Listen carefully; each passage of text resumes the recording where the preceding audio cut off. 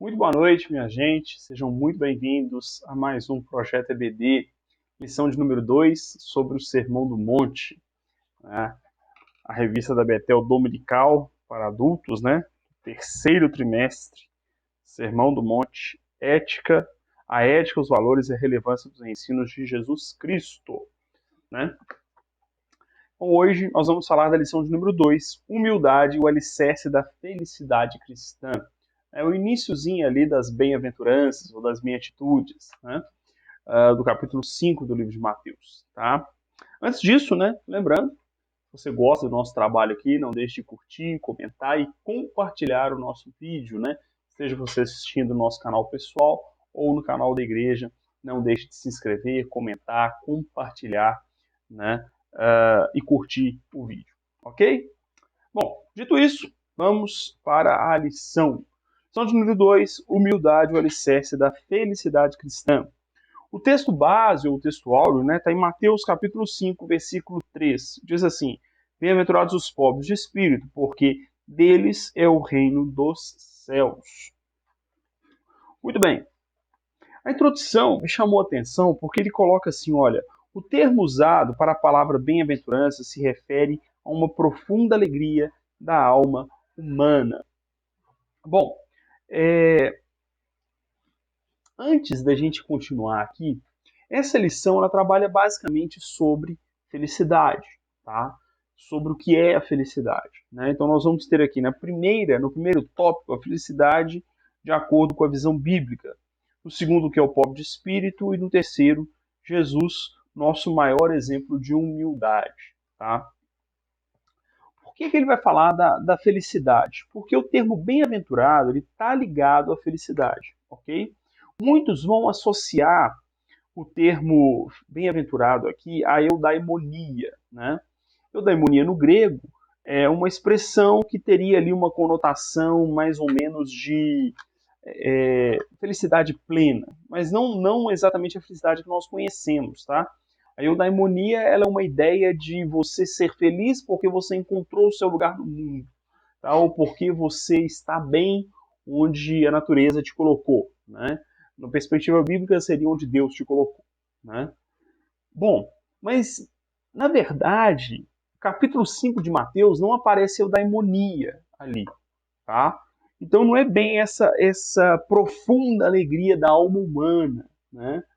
E aí os comentários do autor vão destoar um pouco disso, tá?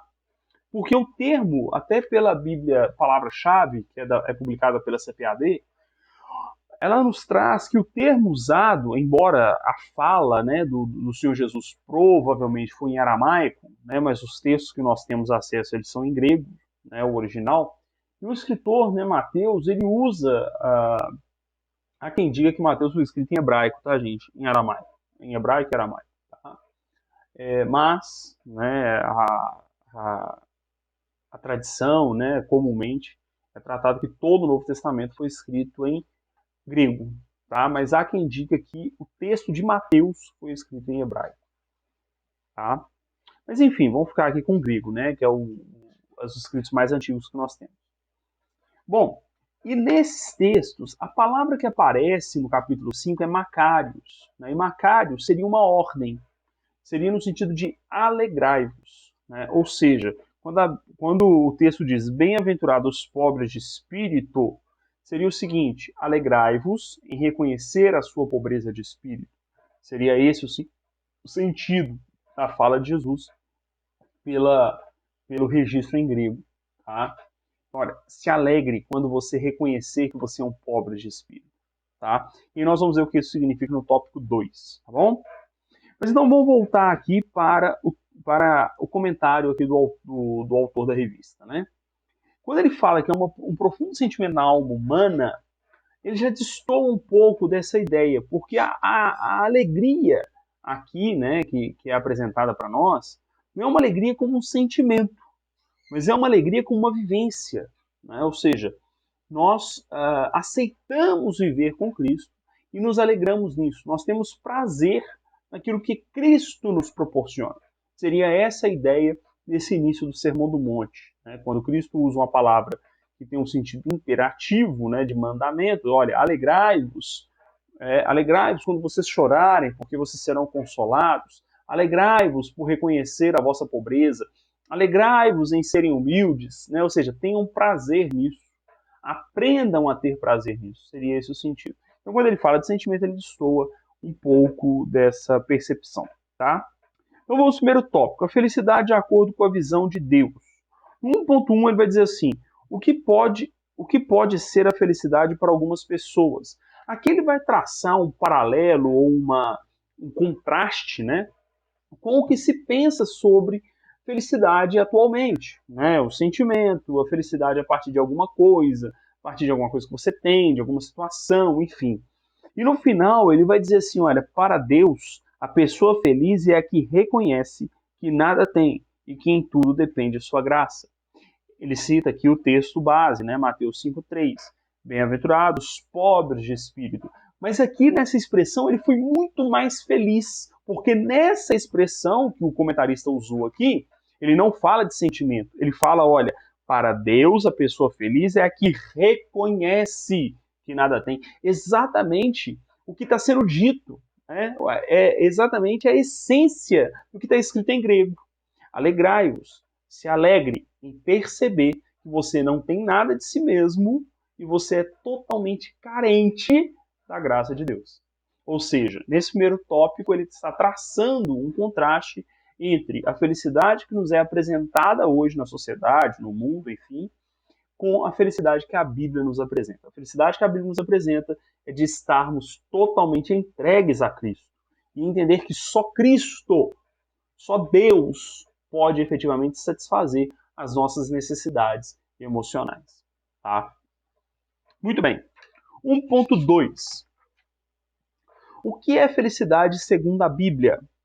O comentarista vai dizer assim, olha, a felicidade segundo a Bíblia está determinada pela existência da relação com Deus por meio da fé e da obediência que se tem aos seus mandamentos. Então a felicidade é vista como um presente dado por Deus a seus filhos. E no final ele vai dizer assim, o homem precisa do perdão de Deus para ser feliz. Só que tem um detalhe. No início ele falou muito bem, nesse início que eu destaquei para vocês. Né? Ele fala que a felicidade que a Bíblia apresenta é em obedecer a Deus, em nos entregarmos a Deus. Ok, tá certo. Mas no final ele fala do perdão. De fato, o perdão é essencial, só que não é o perdão de Deus a primeira coisa. Porque nós só somos perdoados a partir do momento que nós reconhecemos o nosso pecado. E para reconhecer o nosso pecado, nós temos que ser alvos da ação de Deus. Então é conversão. Portanto, a felicidade está na conversão. Né? E a conversão nos leva ao arrependimento e, por conseguinte, ao perdão de Deus. Tá? O coração contrito e quebrantado não desprezarás, ó Deus. Né? Portanto, o perdão está atrelado à conversão. Ok? Então, a felicidade, em última análise, ela está atrelada à conversão. Até porque ninguém vai obedecer a Deus sem ser convertido. Logo, ninguém reconhecerá o próprio pecado sem ser convertido, sem ser regenerado. Ok? Apenas com a conversão, com a ação do Espírito Santo, apenas após a regeneração, nós nos reconhecemos como pecadores e então podemos desfrutar o perdão de Deus. Tá? E nós vamos ver isso na carta aos Romanos, quando Paulo fala de sermos reconciliados com Cristo, né, que o Senhor com o seu sangue, com a sua morte, nos reconciliou com Deus. Né? Então, de fato, a felicidade está em ser reconciliado com Deus, mas não é simplesmente uma questão de perdão. Tá? Até porque, né, e aí, retomando, eu só posso pedir perdão se eu reconheço o meu pecado. Né? E tem um outro detalhe. O homem sem Deus, ele sequer percebe que o que ele vive é uma falsa felicidade. Portanto, a fala do autor, ela fica um pouco destoada e descontextualizada, porque ele coloca como se o homem sem Deus soubesse que ele não é feliz. Né? Quando, na verdade, ele não sabe. Né? Ele não sabe que não é feliz. Ele não sabe que precisa do perdão de Deus. Ele não sabe que precisa da salvação. Por mais que ele seja infeliz, ele não percebe isso. Né? Ele vai se apegando ali aos momentos de felicidade, tá? Então a gente tem que ter esse cuidado. De fato, a felicidade depende do perdão de Deus, mas o perdão de Deus depende da nossa conversão, ok? Muito bem, 1.3. Onde podemos encontrar a felicidade? No final do 1.2 ele vai dizer assim, sua presença, ou seja, a presença de Deus, é o lugar de maior felicidade, porque nela existe paz, aceitação, amor e liberdade. Então ele se torna o meio e o objetivo final de nossa felicidade. Aqui, de novo, o autor ele para na percepção de que felicidade ela é algo que está fora de nós. Né? Ele até cita coisas que podem nos fazer felizes, situações, enfim. Quando, na verdade, não é nada externo a nós que nos faz felizes. Tá? Felicidade, a Bíblia apresenta isso, é Cristo. Né? É uma música, né? Felicidade é ter Cristo ao meu lado. Né? Cristo é a nossa felicidade. Portanto, ter uma vida identificada com Cristo é que traz felicidade. Ou seja, não é estar na presença dele, é viver na presença dele, que é a felicidade. Né? Quando eu me lembro muito do Salmo 23, né? Quando Davi fala, o Senhor é o meu pastor e nada me faltará, na verdade, ele está, no original o Senhor é meu pastor e ele não me faltará. Né? Ou seja, pode faltar tudo, né? Mas eu sei que Deus não falta. Portanto, pode faltar o emprego, pode faltar comida, pode faltar saúde. Eu sei que Deus está comigo. Né? Ou seja, a felicidade está em Deus e não em situações. A felicidade não está nem na vitória que ele pode me dar ou que ele me dá de fato. Tá? Nem nisso a felicidade está. A felicidade está em saber que eu sou lavado e remido no sangue de Jesus. E eu pertenço a Cristo. Aí está a felicidade. O resto é circunstancial.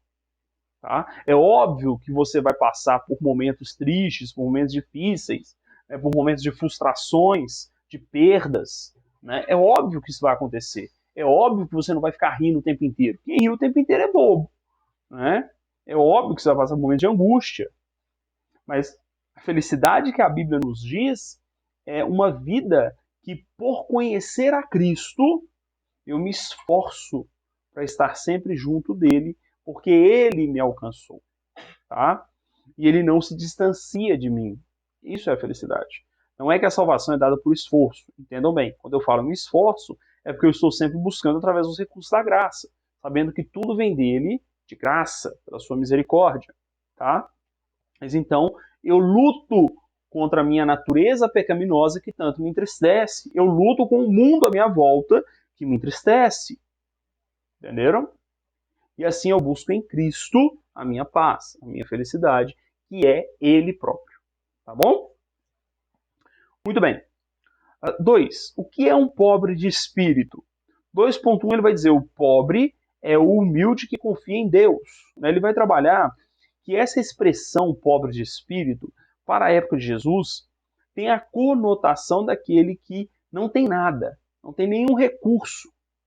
E ele coloca também, deixa eu ver se é aqui que ele coloca, não, é no próximo tópico, né? E aí ele vai dizer o seguinte, olha, de fato esse humilde de espírito é aquele que reconheceu a sua necessidade, que reconheceu que é vazio, reconheceu que não tem nada de si mesmo, né?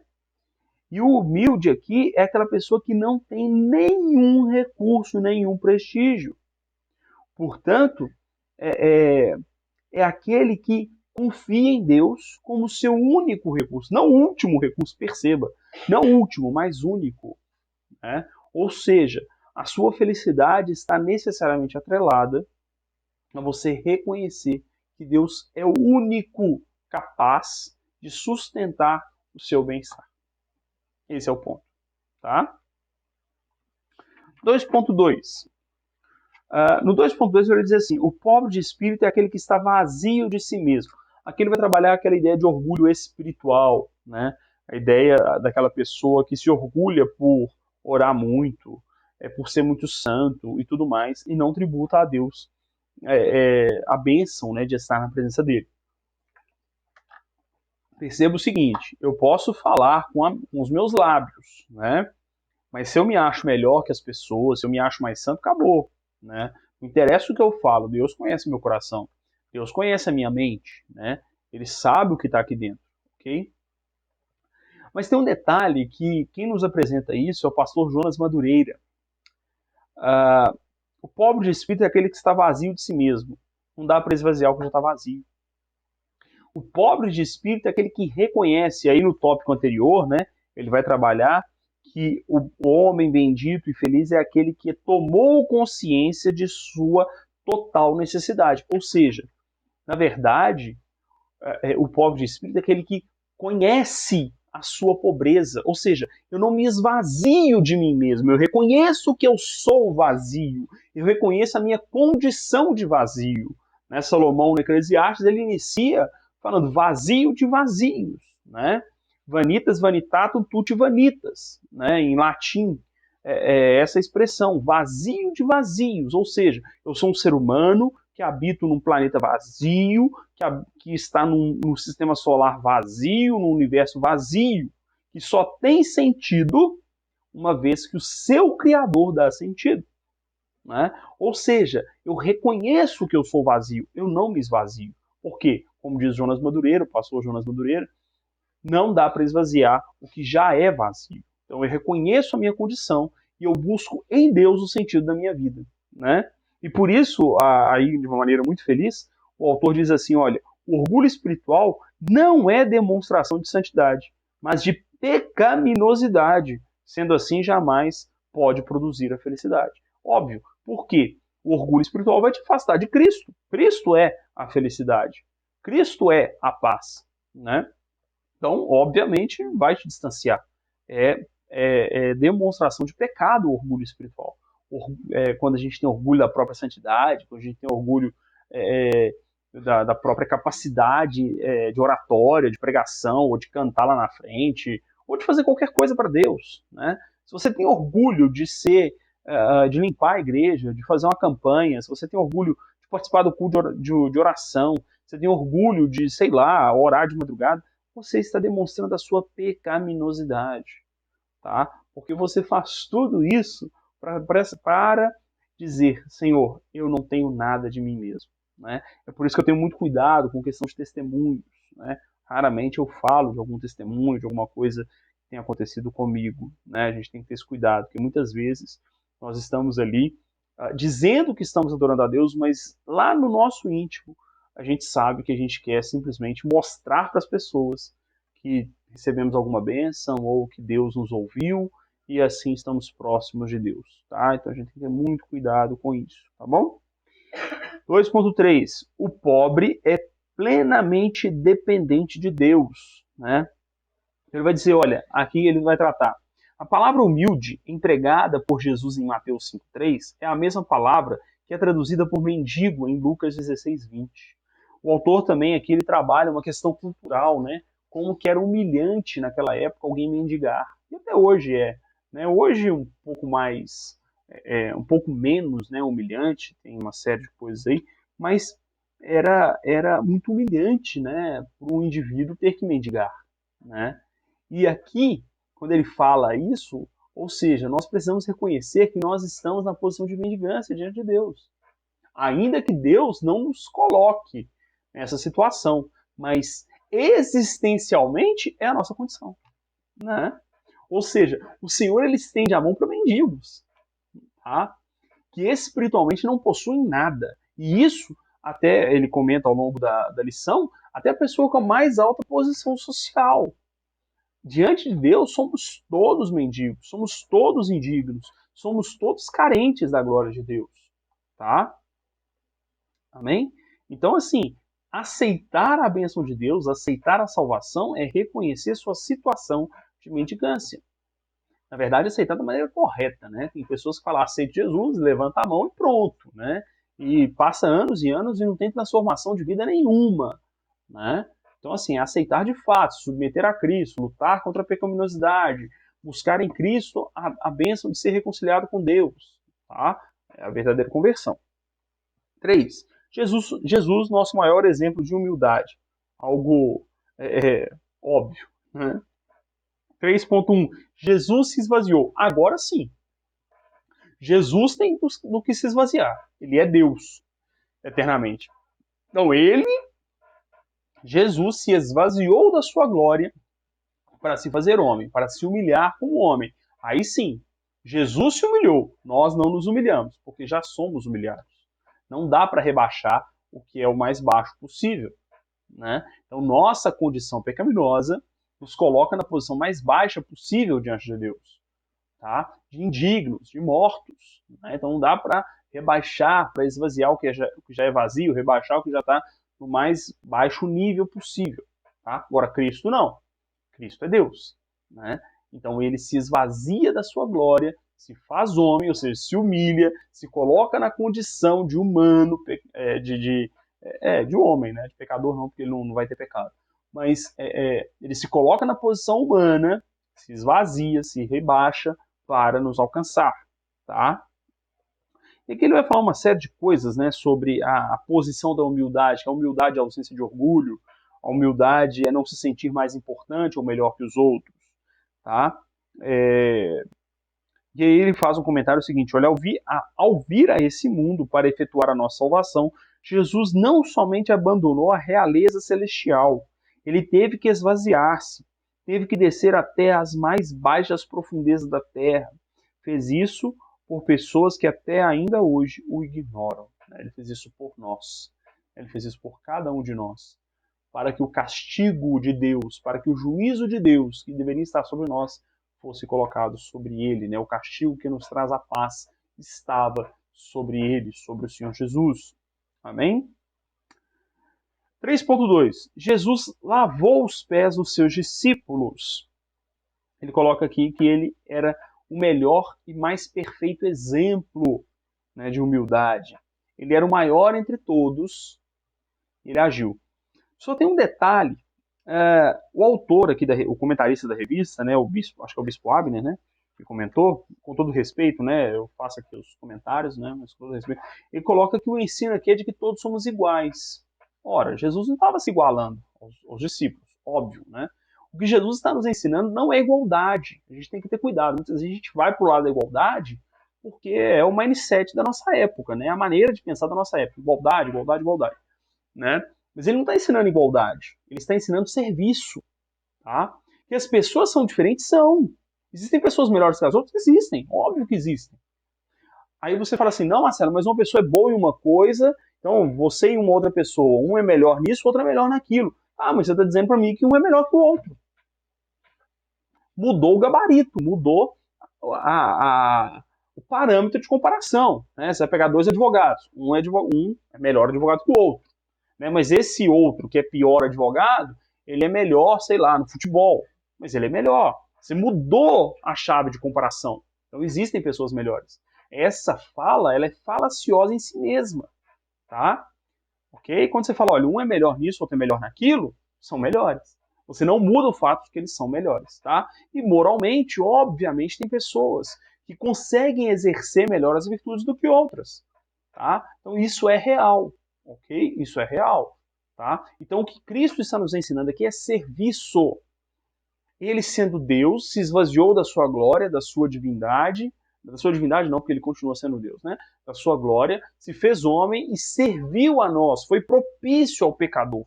O que ele nos ensina aqui é o seguinte, se você prega bem, sirva a sua igreja. Se você canta bem, sirva a sua igreja. Se você tem uma experiência maior com oração, ore pela sua igreja, ore pelos seus pastores.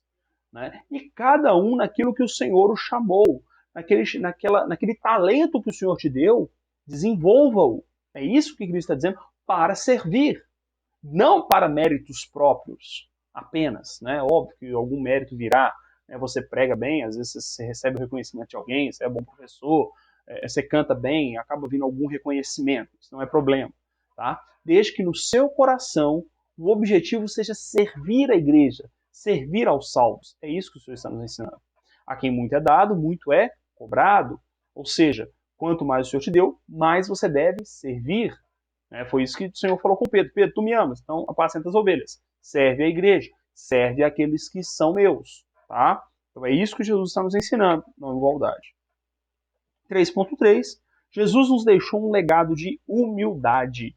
E aqui ele vai dizer o seguinte, olha, ele vai fechar a revista nesse tópico dizendo: as bênçãos de Deus não se conquistam por um esforço pessoal ou por merecimento, elas só podem ser recebidas por graça.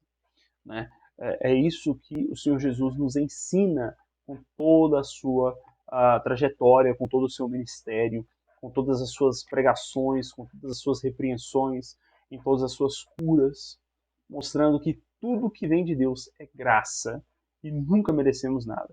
Veja os diálogos, veja quando Jesus é questionado pelos fariseus, pelos religiosos, sempre o Senhor está ali mostrando que o homem não merece nada e tudo vem pela graça e pela misericórdia de Deus.